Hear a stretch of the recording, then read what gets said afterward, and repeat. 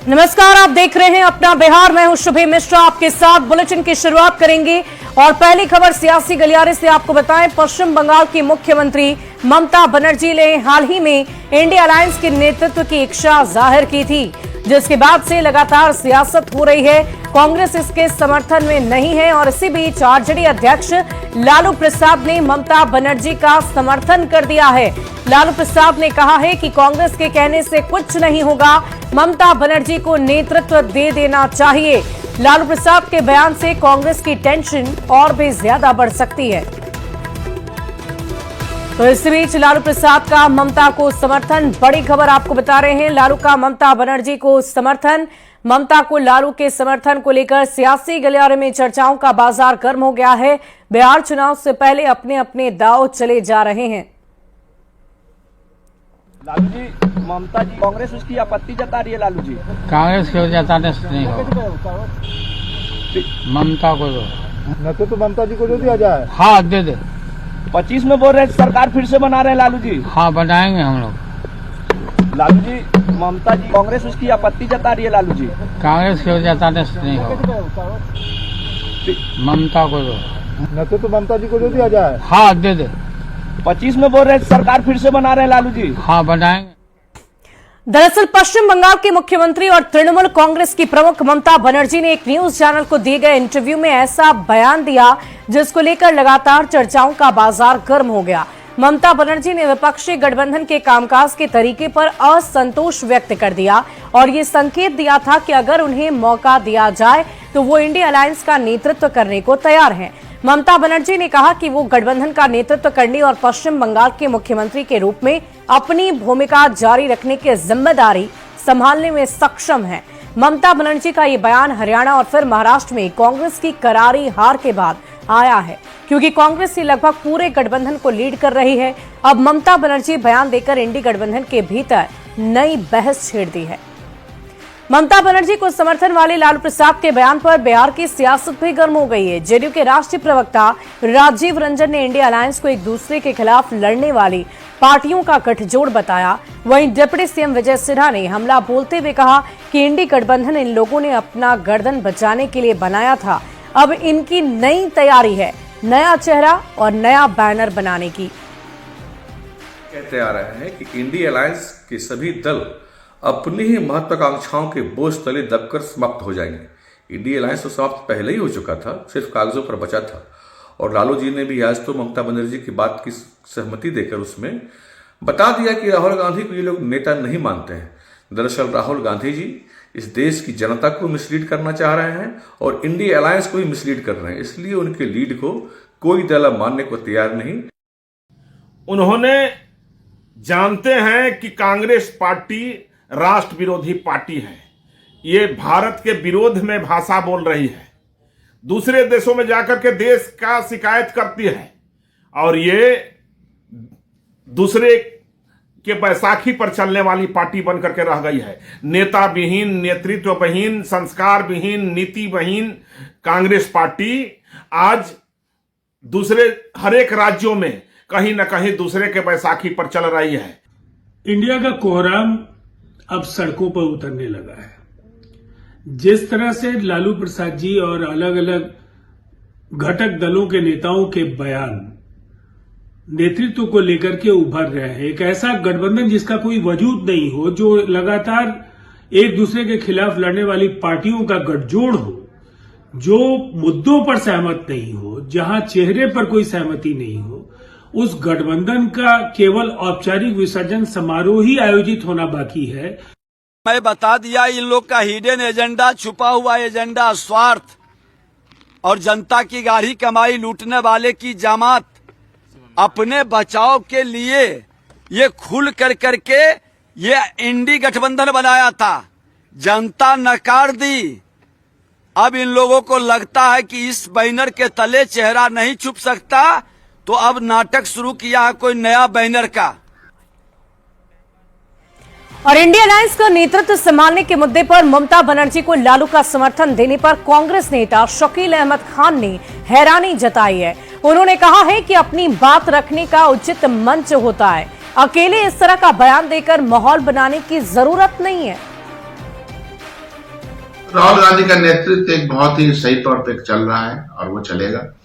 आपको अगर नेतृत्व चाहिए, दाहिने से, बाएं से, आगे से, पीछे से, जहां से नेतृत्व चाहिए, एक सामूहिक बैठक कीजिए और बताइए भाई पहले एलओपी तो था नहीं, अभी एलओपी क्यों हुआ? क्योंकि कांग्रेस पार्टी के 99 मेंबर ऑफ पार्लियामेंट वहां है पार्लियामेंट के अंदर। एक फैसला हुआ और एलओपी के तौर पर बताइए ना कि एलओपी के तौर पर उन्होंने क्या क्या तकलीफ दी है भाई। 2 राज्य में हम जीते भी हैं, 2 राज्य में हारे, और जिनको इनकी फिक्र करनी है करें, उसका एक प्लेटफॉर्म है, वहां बात करें, कहीं कोई दिक्कत नहीं है। लेकिन अकेले अकेले बात करके माहौल बनाने की कोई जरूरत हमको महसूस नहीं होती। और सीएम नीतीश को लेकर आरजेडी अध्यक्ष लालू प्रसाद ने विवादित बयान दे दिया है। 15 दिसंबर से सीएम नीतीश कुमार की महिला संवाद यात्रा शुरू हो रही है, जिसे लेकर मीडिया के सवाल पर लालू प्रसाद ने विवादित बयान दे दिया। इस वक्त की बड़ी खबर आपको बता रहे हैं, सीएम नीतीश 15 दिसंबर से महिला संवाद यात्रा पर निकलने वाले हैं और इसको लेकर सियासी गलियारों में पुरजोर तरीके से चर्चाएं हो रही हैं और प्रतिक्रियाओं का दौर भी लगातार जारी है।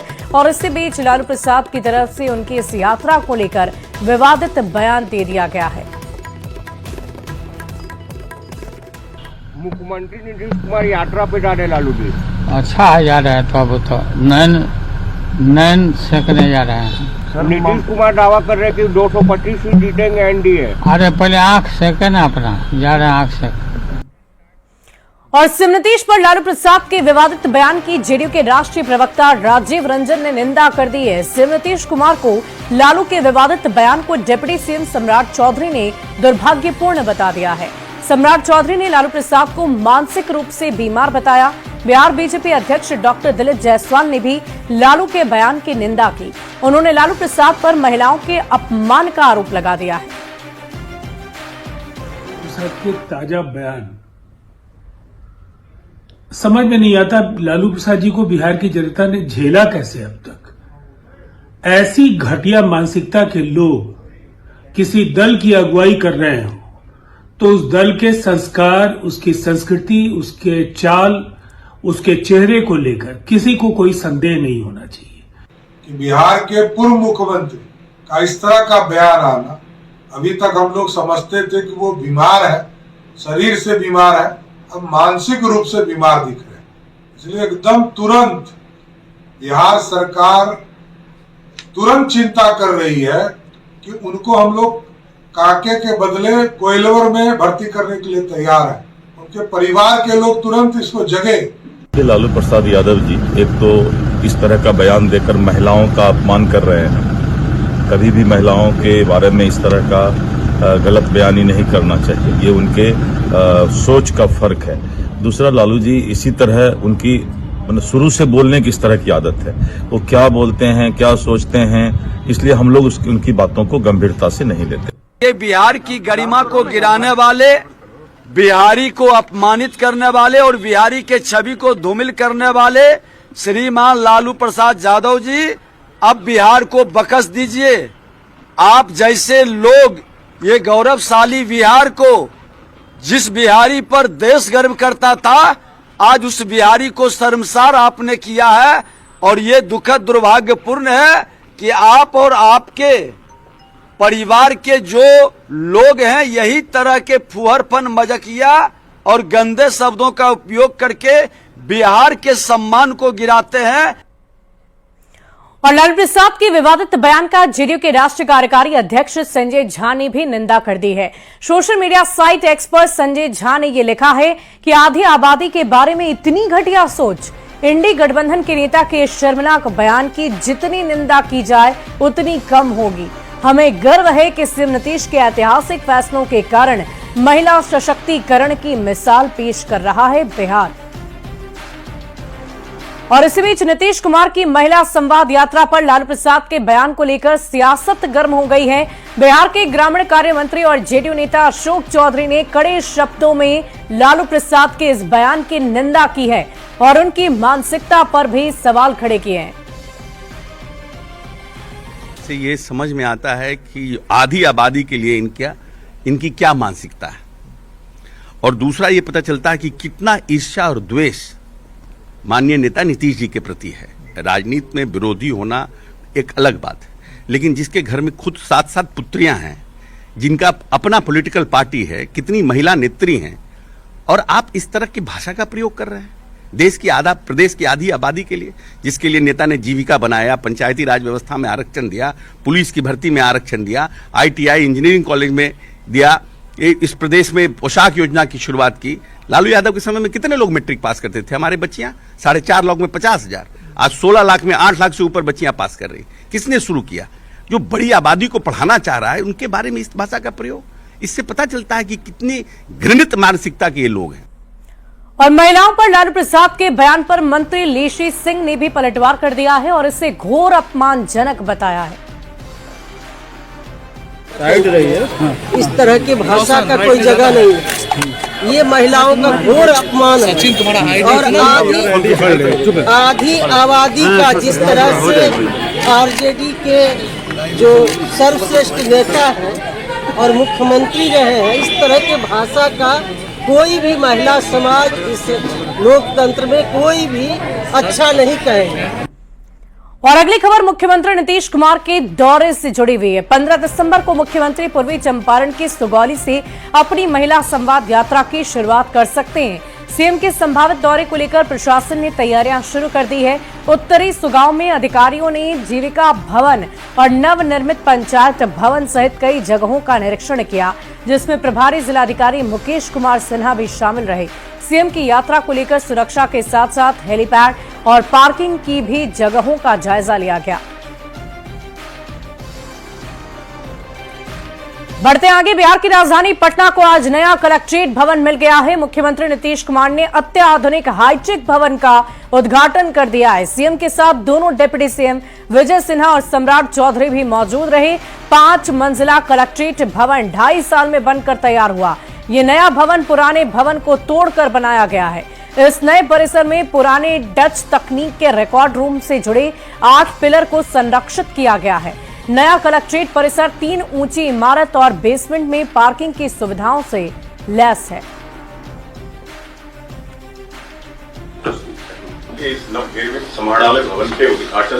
बिहार सरकार ने आज एक बड़ा तोहफा राजधानी पटना वासियों को दिया है। पटना का अपना समाहरणालय भवन बनकर तैयार हो चुका है। एक और देखिए अनुमंडल कार्यालय है, समाहरणालय भवन और बगल में जिला विकास भवन।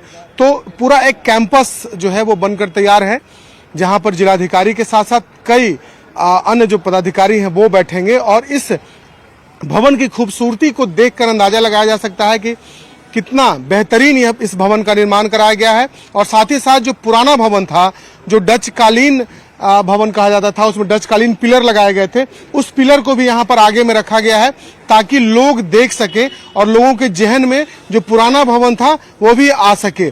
हमारे साथ बिहार सरकार के सीनियर आईएएस अधिकारी संजय अग्रवाल जी हैं, पटना के डीएम भी रह चुके हैं और इन्हीं के डीएम रहते हुए इस भवन का शिलान्यास भी किया गया था। उस वक्त परिकल्पना की गई थी। अब सर ये भवन बन करके तैयार है, क्या कहेंगे इस भवन को लेकर के? देखिए, एक सपना साकार होने की स्थिति में है हम लोग। पटना कलेक्ट्रेट अपने आप में ऐतिहासिक है और पूरे बिहार का सबसे पुराना कलेक्ट्रेट था, लेकिन जो बिल्डिंग थी वो काफ़ी जेंटसेंट हो गई थी, क्योंकि काफ़ी पुरानी बिल्डिंग होने के नाते इसमें रखरखाव की समस्या हुई और काफ़ी बिल्डिंग गिरने की स्थिति में थी। उस समय माननीय मुख्यमंत्री जी ने निर्णय लिया कि हम लोग एक नया कलेक्ट्रेट बनाएंगे। कुछ तकनीकी समस्याएं भी आई, मामला हाई कोर्ट में भी पहुंचा। ऑनरेबल हाई कोर्ट ने बिहार सरकार के पक्ष में निर्णय दिया, लोग अपील में भी गए और सुप्रीम कोर्ट में फाइनली ये मामला गया और सुप्रीम कोर्ट ने इस बिल्डिंग के महत्व को देखते हुए इसका निर्णय दिया कि ये बिल्डिंग बननी चाहिए और आज ये बिल्डिंग बन करके तैयार है।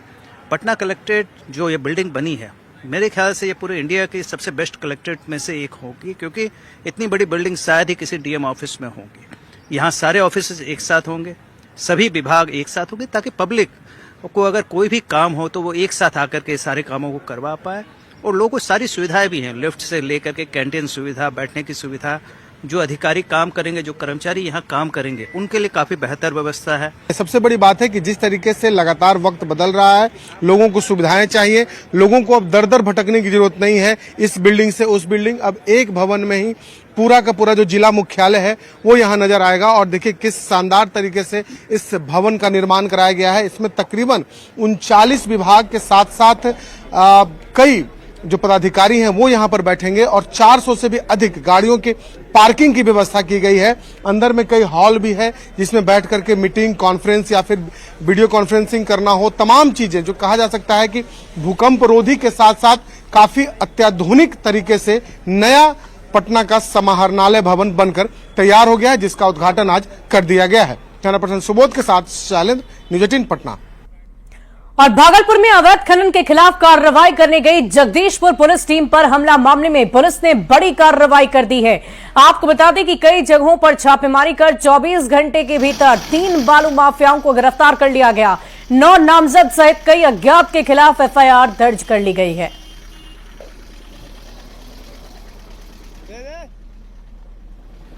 भागलपुर में अवैध खनन के खिलाफ कार्रवाई करने गई पुलिस टीम पर बालू माफियाओं ने हमला किया था, जिसमें कि पुलिस के 2 जवान घायल हुए थे। अब इस पूरे मामले में बड़ा अपडेट सामने आया है। भागलपुर पुलिस ने बड़ी कार्रवाई करते हुए 3 बालू माफियाओं को गिरफ्तार किया है। बता दें कि भागलपुर जगदीशपुर थाना की पुलिस जो है कोला खुर्द गांव में अवैध बालू खनन की सूचना मिलने के बाद कार्रवाई करने के लिए पहुंची थी, लेकिन बालू माफियाओं ने पुलिस टीम पर हमला बोल दिया था। ईंट पत्थर से और लाठी डंडे से पुलिस पर हमला किया था, जिसमें कि पुलिस जवान को मौके से पीछे भागना पड़ा था। इस दौरान 2 पुलिस के जवान घायल हुए थे, लेकिन अब जो है भागलपुर पुलिस ने पूरे मामले पर बड़ी कार्रवाई करते हुए 3 को गिरफ्तार किया है और अन्य जो बालू माफिया हैं उनकी गिरफ्तारी के लिए पुलिस लगातार छापेमारी कर रही है। बता दें कि भागलपुर पुलिस लगातार अवैध खनन के खिलाफ कार्रवाई कर रही है, जिससे कि बालू माफियाओं में हड़कंप मचा हुआ है। विकास कुमार सिंह, न्यूज 18 भागलपुर। और एक तरफ जहां पुलिस बालू माफियाओं पर नकेल कसने की बात करती है, तो दूसरी तरफ यही पुलिस के जवान बालू लदे ट्रकों से अवैध वसूली कर रहे हैं। पटना पुलिस की ट्रकों से वसूले का ये वीडियो बेटा से सामने आया है। बेटा बैंक ऑफ इंडिया चेकपोस्ट के पास का ये वीडियो है। पुलिस के जवान वर्दी का रौब दिखाकर बालू लदे ट्रकों को रुकवाते हैं और अवैध वसूली करते हैं। चालान काटने की धमकियां देते हैं। अवैध वसूली की वजह से जाम की भी समस्या बनी रहती है।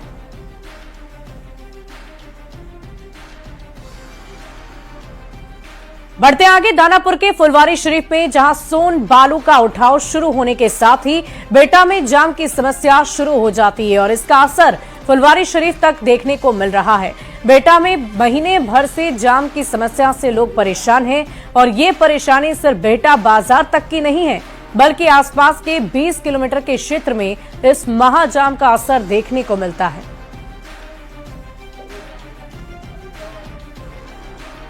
हम मौजूद है फुलवारी शरीफ में और फुलवारी शरीफ में जाम का सिलसिला खत्म होने का नाम नहीं लेता है। बिहटा में जब से बालू शुरू होता है तो जाम का असर फुलवारी शरीफ में भी हो जाता है। आप तस्वीरों में देख सकते हैं कि किस तरह से जाम लगी हुई है और ये जाम आम नहीं है बल्कि रोज का है। ये माने जब से ये बालू शुरू होता है तब से ये जाम की स्थिति लगातार बन जाती है और उसका खामियाजा स्थानीय लोगों को भुगतना पड़ता है। कुछ ऑटो चालक हैं, उनसे बात कर लेते हैं। बालू जब से शुरू होती है तभी से जाम लगना शुरू हो जाता है क्या?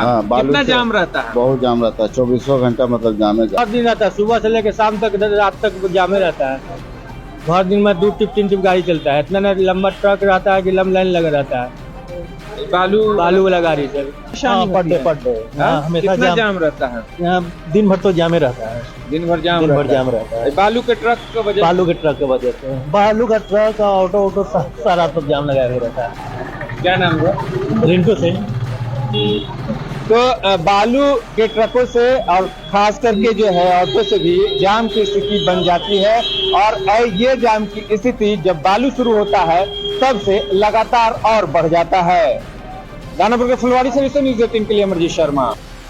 वहीं आरा से बड़ी खबर आ रही है। भारी मात्रा में विदेशी शराब जब्त हो गई। ट्रैक्टर की ट्रोली में तहखाना बना रखा था। ईंट लदे ट्रैक्टर से शराब मिली। 777 लीटर विदेशी शराब बरामद हुई। ड्राइवर सहित 2 लोग गिरफ्तार हुए। करीब 10 लाख रुपए की शराब जब्त कर ली गई है। इस वक्त की बड़ी खबर आपको आरा से बता रहे हैं, जहां ट्रैक्टर की ट्रॉली में तहखाना बनाकर शराब की तस्करी करने की कोशिश की जा रही थी, लेकिन इसी बीच लाखों की शराब उत्पाद विभाग की तरफ से पुलिस टीम की तरफ से जब्त कर ली गई है। तस्वीरें आप देख पा रहे होंगे, ईंट लदे ट्रैक्टर में कैसे तहखाना बनाकर शराब की तस्करी की जा रही थी। 777 लीटर शराब बरामद की गई है। बढ़ते आगे, पटना के फुलवारी शरीफ में सड़क हादसे में एक छात्र की मौत की खबर है, जिसके बाद गुस्साए लोगों ने सड़क जाम कर प्रदर्शन किया। नया टोला ग्वालटोली में स्कूल का छात्र मोहित साइकिल से रोड क्रॉस कर रहा था, तभी ट्रक ने ठोकर मार दी, जिससे 2 बच्चे गिर गए और एक की मौके पर ही मौत की खबर है। घटना के बाद लोग इस रोड पर ट्रक के परिचालन को बंद करने की मांग कर रहे हैं। बेटा उसके पीछे जा रहे थे और अभी आगे तो चले गए, झाड़ू पोछा करने के लिए पहले जाते थे, वो पीछे तबर भी बाल बच्चा के लेकर कि आ बेटा पीछे से, अब यही में ऐसे कांड हो गया है। अब हम लोग तो रोड पर नहीं थे, अब स्कूल जाने में इसको कांड ऐसे हुआ है। यहाँ पे नहीं चलना चाहिए, क्योंकि अगली बार जो 10 दिन पहले जो हुआ वो मेरे घर का था, वो मेरा भाई था, वो मेरा बड़ा भाई था, मेरे घर का सबसे पहला बेटा था, वो खत्म हो गया। यहाँ पे ट्रक किस बात का चल रहा है? उसका बच्चा चला गया, उसको पता है ना किसका बच्चा गया, उसका दिल का कलेजा चला गया उसका। बढ़ते आगे, भागलपुर में लड़की की शादी में जुटे परिवार के यहां पहुंचकर एक महिला ने जमकर हंगामा किया और हंगामा ऐसा कि उसकी लड़की की शादी ही रद्द हो गई। मामला पीरपैती के हरदेव चक का बताया जा रहा है। हंगामा करने वाली शेखा देवी का आरोप यह है कि उसका पति मनोज पंडित उसे धोखा देकर दूसरी शादी रचा रहा था, जिसकी भनक लगते ही उसने महिला थाने में शिकायत दर्ज कराई। पुलिस ने मनोज से फोन पर पूछताछ की और थाने में आने के लिए कहा, लेकिन वो आया ही नहीं, जिसके बाद शेखा देवी ने हिम्मत दिखाई और लड़की के घर पहुंचकर जमकर हंगामा किया। मनोज से अपनी शादी के सभी सबूत दिखाए, जिसके बाद लड़की वालों को मनोज की धोखाधड़ी का एहसास हुआ और समय रहते अपनी लड़की की शादी रद्द कर उसकी जिंदगी बचा ली।